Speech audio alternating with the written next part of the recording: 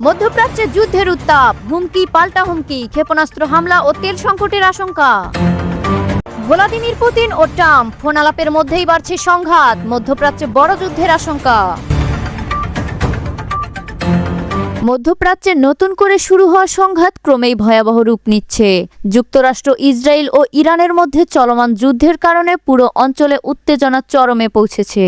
গত ২৮ ফেব্রুয়ারি যুক্তরাষ্ট্র ও ইসরায়েলের হামলার মাধ্যমে যে সংঘাত শুরু হয়েছিল তার ১১ দিন পার হলেও এখনো যুদ্ধ থামার কোনো স্পষ্ট ইঙ্গিত নেই। বরং প্রতিদিন নতুন হামলা, পাল্টা হামলা এবং রাজনৈতিক হুমকি পরিস্থিতিকে আরও জটিল করে তুলছে। এই যুদ্ধ এখন শুধু ইরান ও ইসরায়েলের মধ্যেই সীমাবদ্ধ নেই, এর প্রভাব ছড়িয়ে পড়েছে পুরো মধ্যপ্রাচ্যে। বিভিন্ন দেশে অবস্থিত মার্কিন সামরিক ঘাঁটি, আন্তর্জাতিক বাণিজ্য পথ এবং জ্বালানি সরবরাহের উপরও এর প্রভাব পড়েছে। এই সংঘাতের মধ্যে মার্কিন প্রেসিডেন্ট ডোনাল্ড ট্রাম্প সম্প্রতি একটি কঠোর সতর্কবার্তা দিয়েছেন। তিনি বলেছেন, যদি ইরান গুরুত্বপূর্ণ সামুদ্রিক পথ স্ট্রেইট অফ হরমুজ দিয়ে তেলের সরবরাহ বন্ধ করে দেয়, তাহলে যুক্তরাষ্ট্র ইরানের বিরুদ্ধে আগের চেয়ে অনেক গুণ বেশি শক্তিশালী সামরিক হামলা চালাবে। বিশ্বের অন্যতম গুরুত্বপূর্ণ জ্বালানি পরিবহন পথ হিসেবে পরিচিত এই প্রণালীটি দিয়ে প্রতিদিন বিপুল পরিমাণ তেল পরিবাহিত হয়। বিশ্বের মোট তেল সরবরাহের প্রায় 1/5 এই পথ দিয়েই যায়।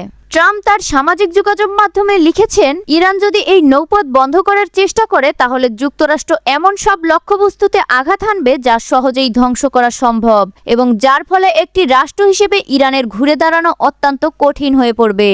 তবে এই হুমকির জবাব দিতে দেরি করেনি তেহরান।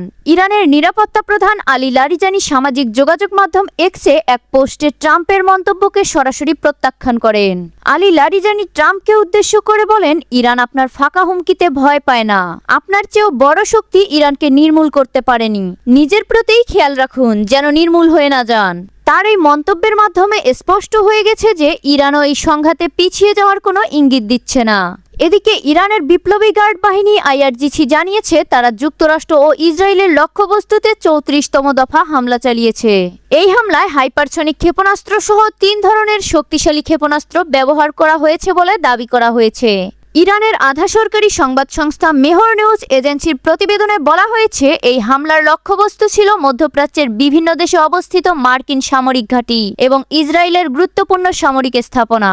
ইরানের দাবি অনুযায়ী হামলার লক্ষ্যবস্তুগুলোর মধ্যে ছিল সংযুক্ত আরব আমিরাতের আবুধাবির কাছে অবস্থিত আল-ধাফরা এয়ারবেস, বাহরাইনের নেভাল সাপোর্ট অ্যাক্টিভিটি বাহরাইন, ইসরায়েলের রামাত ডেভিড এয়ারবেস এবং হাইফা বিমানবন্দর। এছাড়াও তেল আবিবের পূর্বাঞ্চলে অবস্থিত ইসরায়েলের গোপন ক্ষেপণাস্ত্র লাঞ্চারেও আঘাত হানার দাবি করেছে তেহরান। অন্যদিকে ইসরায়েলও তাদের হামলা অব্যাহত রেখেছে। ইরানের রাজধানী তেহরান সহ দেশের বিভিন্ন শহরে নতুন করে হামলা চালানো হয়েছে। আন্তর্জাতিক সংবাদ মাধ্যমের প্রতিবেদনে বলা হয়েছে, রাজধানীর পূর্বাঞ্চলে একাধিক বিস্ফোরণের শব্দ শোনা গেছে। এছাড়াও ইরানের আরও কয়েকটি গুরুত্বপূর্ণ শহরে হামলার খবর পাওয়া গেছে। এসব শহরের মধ্যে রয়েছে ইস্পাহান, তাবরিজ এবং আহভাজ। এসব হামলায় ঠিক কতজন হতাহত হয়েছে তা এখনো স্পষ্টভাবে জানা যায়নি, তবে হতাহতের সংখ্যা বাড়তে পারে বলে আশঙ্কা করা হচ্ছে। মানবিক সংস্থা ইরানিয়ান রেড ক্রিসেন্ট সোসাইটি জানিয়েছেন, যুদ্ধ শুরু হওয়ার পর থেকে এখন পর্যন্ত ইরানে অন্তত 1230 জন নিহত হয়েছেন। এই নিহতদের মধ্যে একটি বালিকা প্রাথমিক বিদ্যালয়ের ক্ষেপণাস্ত্র হামলায় প্রাণ হারানো 175 জন ছাত্রী এবং প্রতিষ্ঠানটির কর্মীরাও রয়েছেন।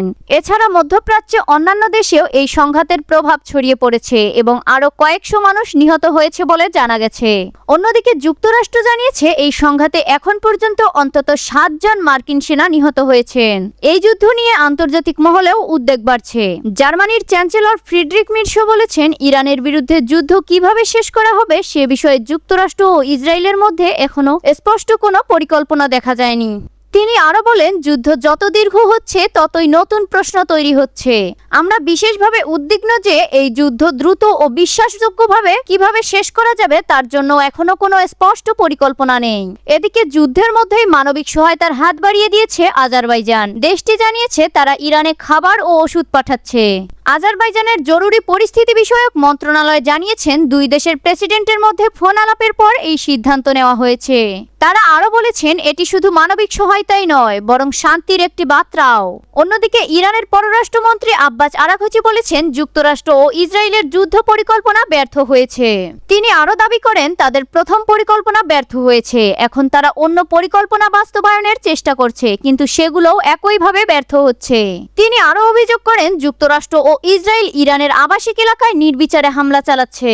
ইরানের বিপ্লবী গার্ড বাহিনী সতর্ক করে বলেছে, যদি যুক্তরাষ্ট্র ও ইসরায়েলের হামলা অব্যাহত থাকে তাহলে মধ্যপ্রাচ্যে থাকা 1 লিটার তেলও রপ্তানি করতে দেওয়া হবে না।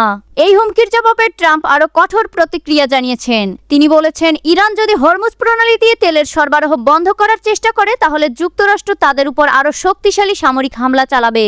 এই পরিস্থিতির মধ্যে মার্কিন প্রেসিডেন্ট ডোনাল্ড ট্রাম্প প্রথমবারের মতো রাশিয়ার প্রেসিডেন্ট ভ্লাদিমির পুতিনের সঙ্গে ফোনে কথা বলেছেন। ক্রেমলিনের এক কর্মকর্তা জানিয়েছেন, প্রায় 1 ঘন্টা দীর্ঘ এই আলোচনায় পুতিন যুদ্ধ দ্রুত শেষ করার জন্য কিছু প্রস্তাব দিয়েছেন। তিনি বলেন, আলোচনাটি ছিল পেশাদার, খোলামেলা এবং গঠনমূলক। সাধারণত রাশিয়া ও যুক্তরাষ্ট্রের শীর্ষ নেতাদের মধ্যে যে ধরনের কূটনৈতিক সংলাপ হয়ে থাকে, এই আলোচনাও তেমনই ছিল। বিশ্লেষকদের মতে রাশিয়া দীর্ঘদিন ধরেই মধ্যপ্রাচ্যের বিভিন্ন সংকটে মধ্যস্থতাকারী হিসেবে ভূমিকা রাখতে আগ্রহী।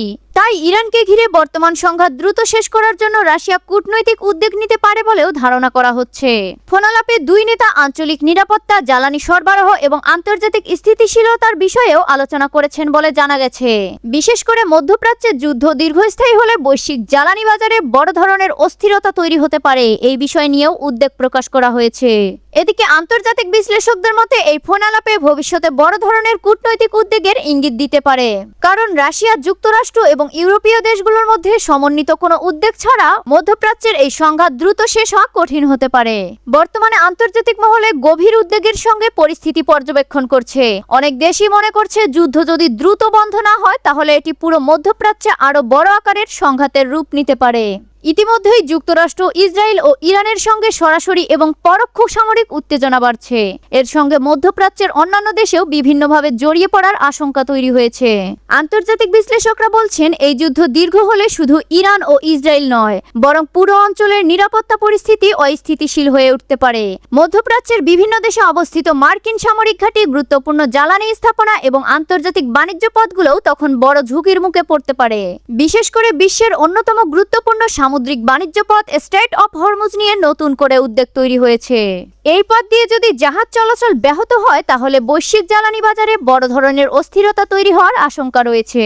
যদি এই নৌপথে তেল পরিবহন বন্ধ হয়ে যায় বা বাধাগ্রস্ত হয় তাহলে বিশ্ববাজারে তেলের দাম হঠাৎ করে অনেক বেড়ে যেতে পারে। তেলের দাম বাড়লে পরিবহন ব্যয়, শিল্প উৎপাদন এবং নিত্য পণ্যের দামও বাড়তে পারে বলে আশঙ্কা করেছেন অর্থনৈতিক বিশ্লেষকরা। এদিকে চলমান সংঘাতের কারণে মধ্যপ্রাচ্যের বিভিন্ন দেশে ইতিমধ্যেই নিরাপত্তা সতর্কতা জোরদার করা হয়েছে। অনেক আন্তর্জাতিক সংস্থা এবং দেশ তাদের নাগরিকদের ওই অঞ্চলে ভ্রমণ না করার পরামর্শ দিচ্ছে।